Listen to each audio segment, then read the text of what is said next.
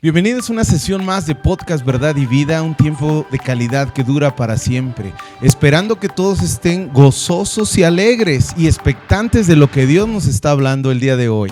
Así es, una vez más estamos reunidos aquí para aprender más de la palabra de Dios porque es muy importante, es viva y es eficaz para nuestra vida. Y claro, Jesús nos dejó muchas enseñanzas de las cuales nosotros tenemos que basar nuestra vida para que así podamos tener esa vida y vida en abundancia que Él nos ha prometido. Y quiero leer una parte en Juan capítulo 8, versículo 12, en donde dice Jesús, la luz del mundo. Y dice aquí, otra vez Jesús les habló diciendo, yo soy la luz del mundo, el que me sigue no andará en tinieblas, sino que tendrá la luz de la vida. Wow. Aquí nos está diciendo que Jesús es la luz del mundo, pero también sus seguidores no van a vivir en tinieblas, sino que van a vivir en luz. Y quizá muchos nos preguntamos, ¿cómo podemos tener esa luz? Jesucristo dijo que nos convenía que Él se fuera porque vendría el Consolador, el Espíritu de verdad. Y Él nos enseñaría todas las cosas, todo lo que Jesús había hablado. Y esto es magnífico porque el Espíritu Santo de Dios es el que le dio el poder, por así decir, a Jesús, o no por así decir, sino que así fue, le dio el poder a Jesús y fue el que lo instruyó y lo dirigió hacia el desierto. Como dice la palabra de Dios, Jesús, lleno del Espíritu Santo, fue llevado al desierto. Ahora, a lo que yo quiero aterrizar es a lo siguiente: ¿cómo podemos estar llenos entonces de luz? Es claro.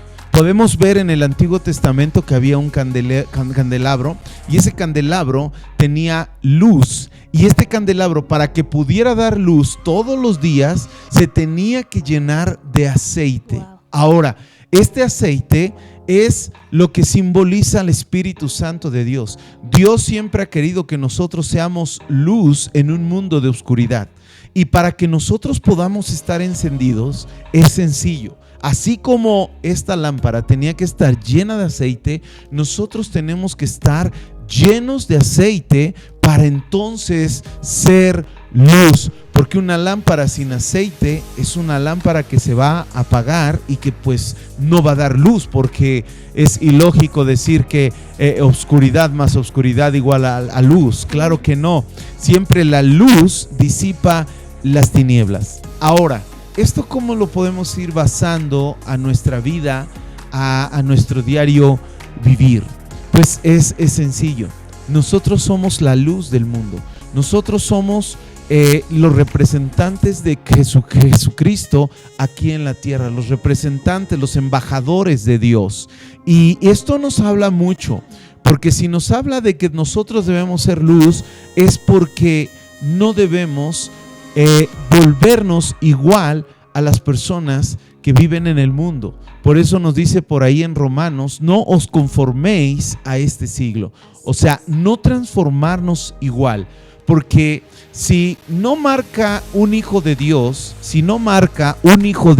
una diferencia, entonces quiere decir que no hay esa luz encendida. Jesucristo dijo muy claro, el que no es conmigo, contra mí es. Entonces nosotros tenemos que tener ese cuidado de vivir en santidad. Y vivir en santidad es como aquellos hombres que eran elegidos y eran sacerdotes y decían, tenían en su frente tenían una diadema que decía santidad al Señor. Y esa diadema no es algo físico. Esa diadema es que lo tenemos que mostrar a través de nuestra vida, a través de nuestro testimonio. Y esto es ser la luz para un mundo que no hay luz. Porque si el hombre o la mujer que conocen de Dios se transforman igual que los del mundo, ¿qué diferencia hay? Jesucristo pudimos ver que Él anduvo en el mundo, pero Jesús nunca se dejó influenciar por el mundo. Jesús influenciaba al mundo. Así es, y muchas de las veces el enemigo quiere tentarnos, ¿verdad? Que es delicioso, como el fruto el que comió Eva. Así Satanás con el mundo. Es que es muy divertido, es que todos lo hacen, es que mira, no te va a hacer mal, vas a estar en un ambiente súper genial, y muchas veces muchas personas llegan a ser engañados por el enemigo. Y empiezan a hacer los mismos actos que los del mundo. Por muy mínimos que parezcan, pueden ser piedra de tropiezo para muchos otros. Y es de lo que tenemos que tener cuidado. Todos y cada uno debemos tener cuidado de cómo nos comportamos, cómo está nuestro testimonio, si estamos siendo luz o estamos siendo tinieblas. Porque si una persona inconversa nos ve actuando de la misma forma que los del mundo y decimos ser hijos de Dios, entonces podemos ser esa piedra de tropiezo, y el enemigo puede engañar a esa persona, decir es lo mismo, no te cuides, mira, si es lo mismo acá, ya para qué vas a esa religión, ¿verdad? Así, entonces debemos cuidar nuestro corazón y nuestra vida, debemos cuidar nuestra forma de actuar, de decir, de hablar, debemos cuidarla todos los días.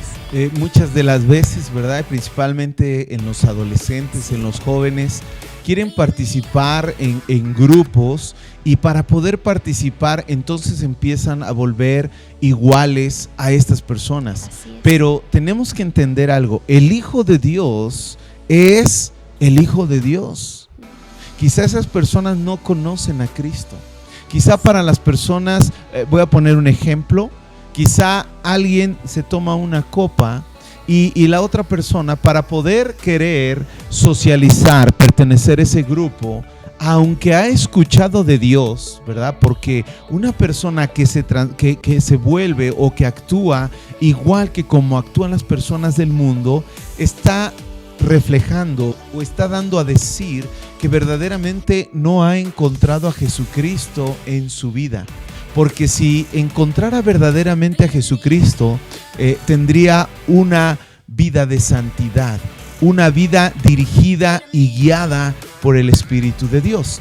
Entonces, si hay una persona que le ponen una copa y dice, pues bueno, una copa aparentemente no tiene nada de malo, y se la toma, esa multitud de testigos que lo están viendo, todas esas personas que lo están viendo, en su corazón inmediatamente el enemigo viene y empiezan a pensar y dicen, bueno, pues si él toma, entonces pues no hay ninguna diferencia, es lo mismo, lo único que es cambiar de un edificio, de una religión tradicional, a ir a una nueva religión. Sí. Pero yo creo que debemos entender que nosotros somos la luz.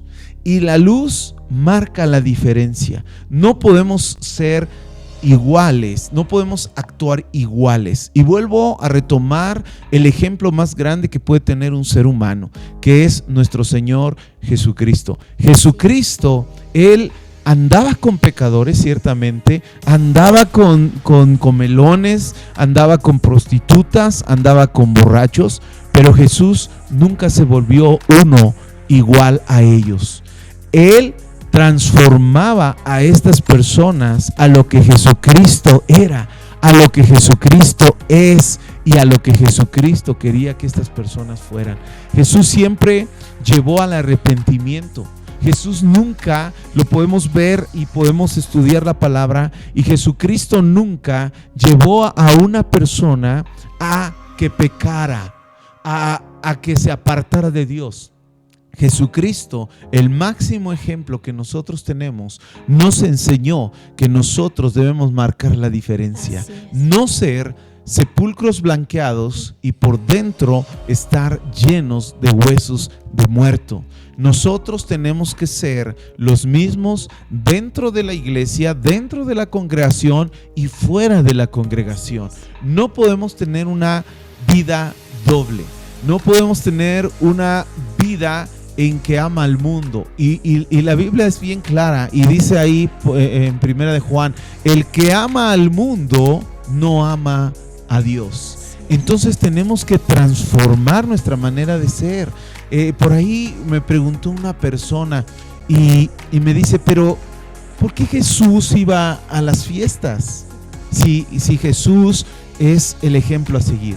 Es sencillo, que las fiestas en los judíos no tienen nada que ver con las fiestas que se llevan a cabo aquí en México. En las fiestas judías se alababa a Dios, se adoraba, se exaltaba a Dios, había danzas para alabarle a Dios. Wow. Entonces hay una diferencia tremenda. No es que Jesús agarraba, ¿verdad? Como aquí los mexicanos, que bueno, pues está el pulque, que está el aguardiente, hay fiestas de opulencia con diferentes vinos, ¿verdad? Quizá no hay pulque curado ni hay aguardiente, pero hay diferentes vinos que realmente todo eso pues va a entorpecer al ser humano. La Biblia es clara, ahí en Proverbios capítulo 23 dice, no mires al vino cuando rojea. Si la palabra de Dios está diciendo, no mires, mucho menos, tómatelo. Así es. ¿Por qué? Porque va a ser una serpiente. Ahora, otra de las cosas también que tenemos que tener muy en claro es nuestra vestimenta. No podemos ser igual a los del mundo. No podemos ser iguales, tenemos que marcar una diferencia, tenemos que ser la luz del mundo. Se acercan a nosotros a veces las jovencitas o los jóvenes y nos dicen, pero ¿qué tiene de malo que ande enseñando el ombligo? ¿Qué tiene de malo que me ponga una minifalda? Pues eso es porque quizá quiere llamar o quiere ser el centro de atención. ¿De quién?